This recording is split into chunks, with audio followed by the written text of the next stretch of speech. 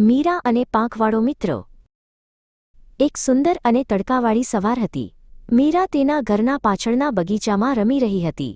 બગીચો લાલ ગુલાબ અને પીળા ગલગોટાના ફૂલોથી ભરેલો હતો। મીરાને ફૂલો અને પતંગિયાઓ ખૂબ ગમતા હતા। અચાનક મીરાએ હવામાં એક અનોખો અવાજ સાંભળ્યો, ટ્રરર ટ્રરર ટ્રરર ટ્રરર। તે પક્ષીનો ખૂબ જ મીઠો અને લયબદ્ધ અવાજ હતો। મીરા ઊભી રહી ગઈ અને આજુબાજુ જોવા લાગી। લીમડાના ઝાડની એક નીચી ડાળી પર એક અદ્ભુત પક્ષી બેઠું હતું। તે પતરંગો એટલે કે બી ઈટર હતું।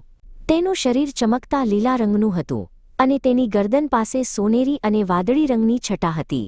મીરાએ તેનું નામ નીલ પાડ્યું। નીલ ખૂબ જ સુંદર દેખાતો હતો, પણ તે કંઈક અજીબ રીતે હલનચલન કરી રહ્યો હતો।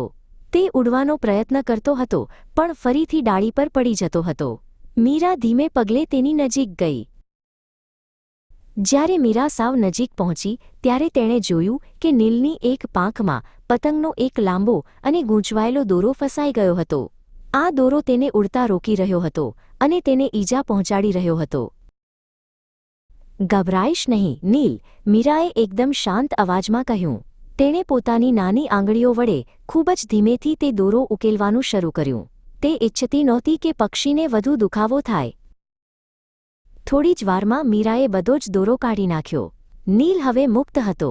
પક્ષીએ ખુશીમાં આવીને ફરીથી તેનો અવાજ કાઢ્યો, ટ્રરર ટ્રરર, અને પોતાની પાંખો જોરથી ફફડાવી। નીલ હવામાં ઊંચે ઉડ્યો અને આકાશમાં ગોળ ગોળ ચક્કર લગાવવા લાગ્યો।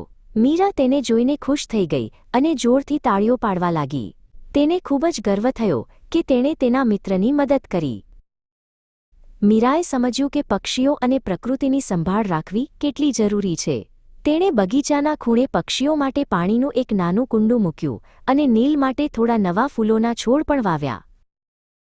હવે રોજ સવારે નીલ મીરાના બગીચામાં આવે છે।